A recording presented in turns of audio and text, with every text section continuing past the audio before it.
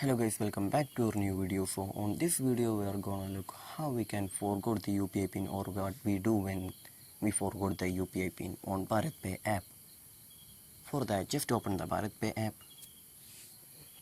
So after opening the app, here we just need to go to the profile option on the top left corner, and when we tap on the top left corner we can just see the BharatPe UPI settings option. Just go to the BharatPe UPI settings option,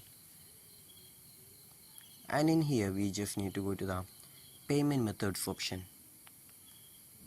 So choose the bank right here. So here we can see the SBI account that I need to choose. So after tapping on that, we just need to go to we can see the forgot UPI pin option. Just tap on it.